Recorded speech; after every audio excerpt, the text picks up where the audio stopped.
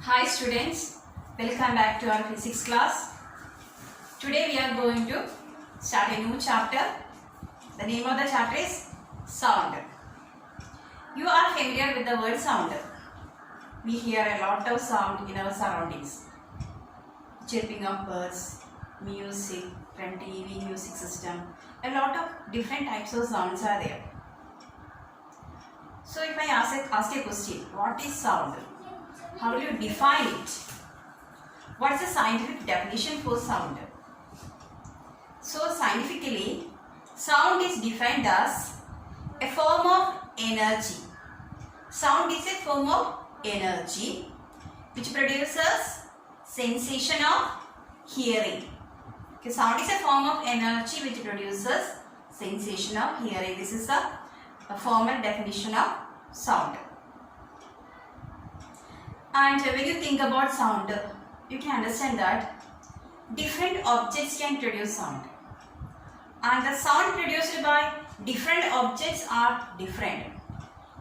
If you consider the case of human beings, for example, your father, mother, your neighbors, your relatives, you can identify them from their sound. And different persons have different sound. So we can identify the persons from their sound. If they call it over the phone, from the sound itself we can identify the person. We can identify film stars from their sound. Some sounds are very soft sounds. At the same time, some sounds are louder and hard. So what is the difference between this? Why there is a difference in the sound? Some sounds appear very pleasant. We like to hear that. For example, music. It's a pleasant sound. At the same time, some sounds are very noisy. We don't like to hear that kind of sounds. So, variety of sounds are there. So, what's the reason for all these things? So, we will be discussing about that in this chapter. First of all, we started with the definition of sound. What is that? It's a form of energy which produces sensation of hearing. The next one, how is sound produced? For that, there is an activity given in your textbook that you can do in your home also. Take a metal plate or a metal vessel, and by using a stick, just hammer it or struck the metal with a stick. Then you can hear the sound. You just beat it with a stick. You can hear the sound. At the same time, when you touch the plate, you can feel that it is vibrating. Whenever you are talking, just touch the throat area with your fingers. By keeping your finger there, just talk. You can feel the vibrations there. Something is vibrating here. And when there is a vibration, the sound is produced. When there is no vibration, no sound is produced. So what's the reason for the formation of sound? Sound is produced due to vibration of objects. When an object vibrates, it produces sound. What is called vibration? A to and fro motion. That means up and down motion. That is called a vibration. You study about oscillations in classes 6 and 7. That's to and fro motion. So vibration is also a to and fro motion. And this vibration of objects produce sound. So in our throat, there is vocal cords. These vocal cords vibrate. Whenever you are talking, air is passing through these vocal cords, and when this air vibrates, these vibrations are passed over to vocal cords. Vocal cords will vibrate and produce sound.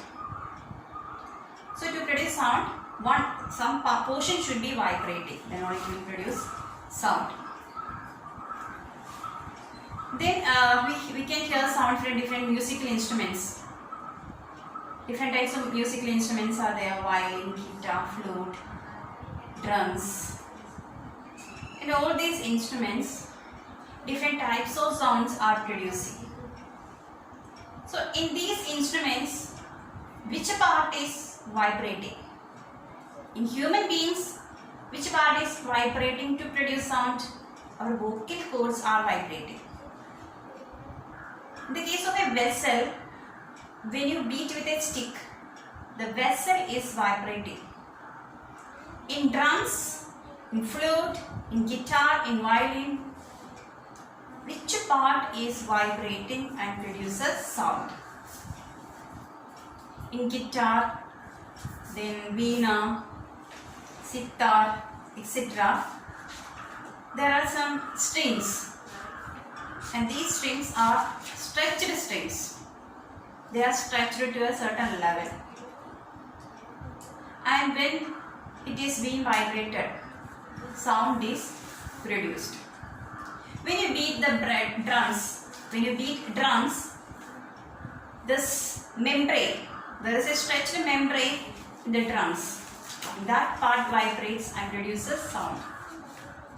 In flute is having a lot of holes, and air is present in the flute. And when air starts vibrating, it will produce sound. So in flute, which part is producing sound? This air column present inside the flute produces sound. In violin, stringed instruments like violin, guitar, etc., the stretched string produces sound. If the string is not stretched, can it vibrate? No. To make it vibrate, it should be properly stretched. So stretched strings produce vibrations. In drums, stretched membrane produces sound. So different musical instruments, their vibrating part will be different. So you have to identify which part is producing, which part is vibrating and produces sound. So these are the topics we have studied till now under the heading sound. Sound is a form of energy which produces sensation of hearing. So this is a definition of sound. It's a form of energy produces sensation of hearing. Then how is sound produced? Sound is produced due to vibration of objects. The second part. So the first question is, what is sound? So you have to include these 2 points there. Sound is a form of energy which produces sensation of hearing. It is produced due to vibration of objects. Then which part is vibrating? That is very important. Some musical instruments are given. Flute, I already told you. Which part is vibrating in flute? The air column. Air column present inside the flute is vibrating. Violin, a string, but you have to write stretched string. If the string is not stretched enough, it will not vibrate. The next one is drums. Drums, which part is vibrating? A stretched membrane is the stretched membrane is vibrating. Okay, I will give some more examples for musical instruments. You have to identify which part is vibrating and producing sound. Identify the vibrating part in these musical instruments.